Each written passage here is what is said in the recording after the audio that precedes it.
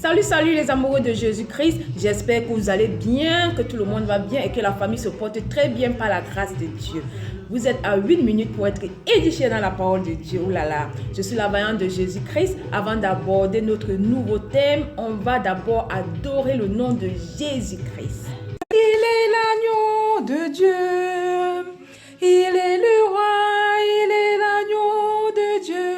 Jésus-Christ est le roi. Si tu n'as pas de paix, il donne la paix. Si tu n'as pas de paix, Jésus-Christ est la paix.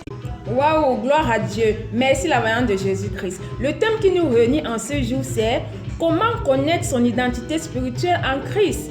Quelle est l'identité de l'homme en Christ? Quand je parle de l'homme, bien sûr, je parle de l'homme avec un grand H, homme et femme.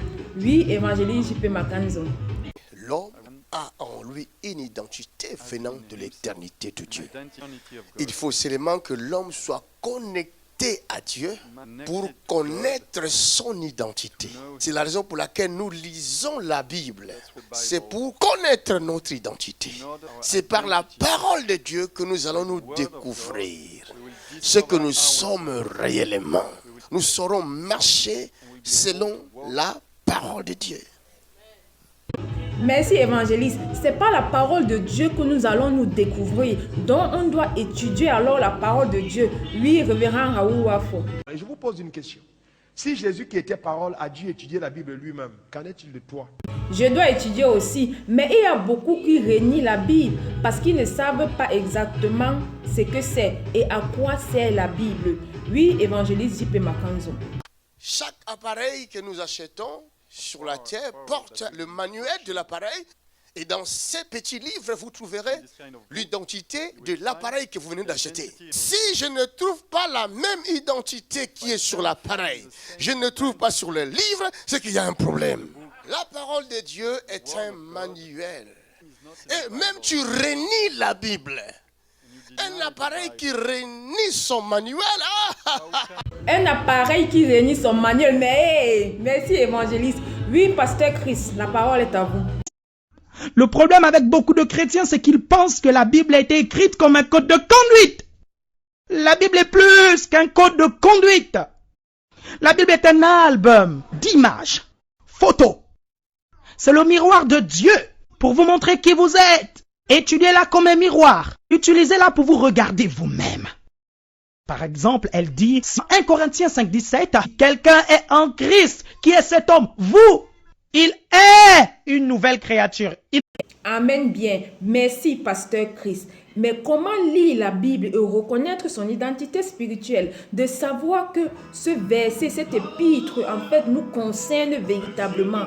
Oui, révérend Raoul Wafo. Jésus a beaucoup étudié la Bible. Et je vais vous dire une chose. Et quand il étudiait la Bible, par la révélation du Saint-Esprit, il cotait les passages de l'Écriture qui le concernaient. Il savait que ça me concerne. Est-ce qu'il t'est arrivé de lire la parole de Dieu et à un certain moment, tu sais que cette parole de la Bible, ça te concerne? Parce que si vous n'arrivez pas à cette dimension de la révélation personnelle de Dieu à votre homme intérieur, votre vie n'atteindra pas une certaine dimension de productivité.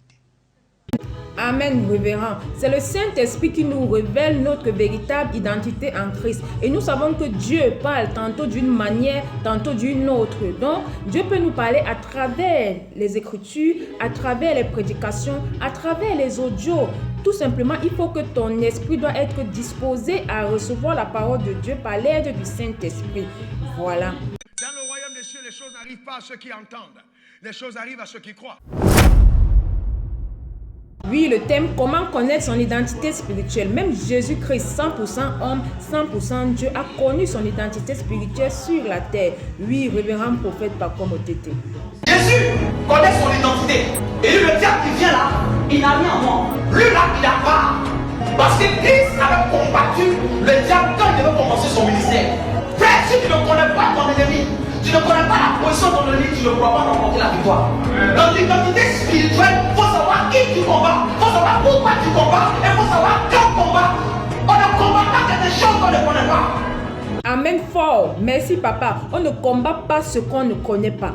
Et qu'est-ce que Dieu dit nous concernant? Oui, pasteur Mohamed Sanogo.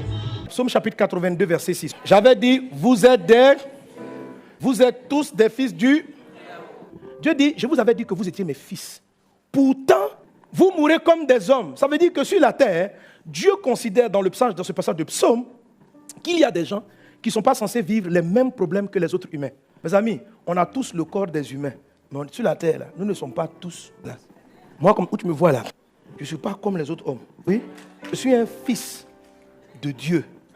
Amen. Oh, merci, pasteur. Moi-même qui suis là, je suis fille de Dieu Tout-Puissant. Et pourquoi les hommes ne sont pas tous pareils? Oui, évangéliste J.P. Makanzo. Nous sommes tous humains, non communs, humains. Mais on n'est pas tous pareils. Chacun de nous a son identité.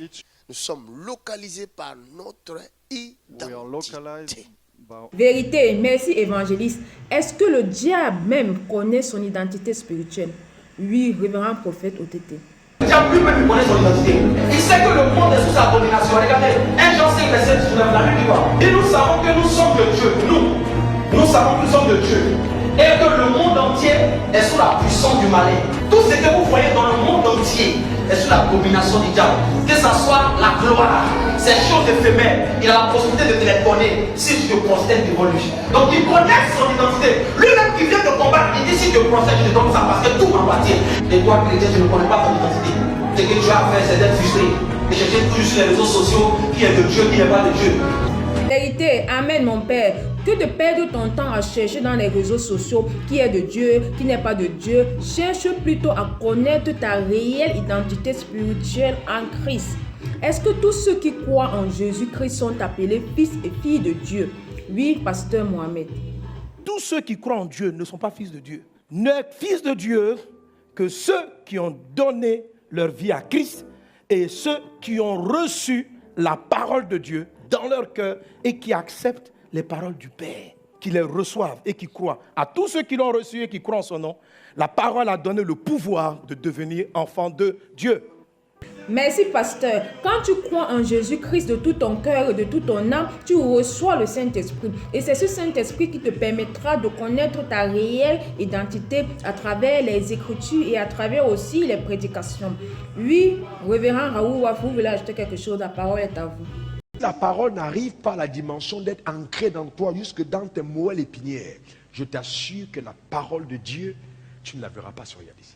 Il faut que tu puisses te l'approprier sérieusement. Et ça, il n'y a que la prière pour t'aider à le faire. Et la méditation systématique des Écritures. Vérité, merci révérend. Il y a beaucoup à dire dans ce thème, mais pour aujourd'hui, nous nous arrêtons ici. Et je tenais aussi à dire que pour toutes mes vidéos retrouvées sur ma page Facebook et ma chaîne YouTube, La Variante de Jésus-Christ. Et c'est qui la personne du Saint-Esprit? J'en ai fait un thème pour ceux qui veulent savoir c'est qui le Saint-Esprit. Sur ce, que Dieu nous bénisse tous. Au revoir.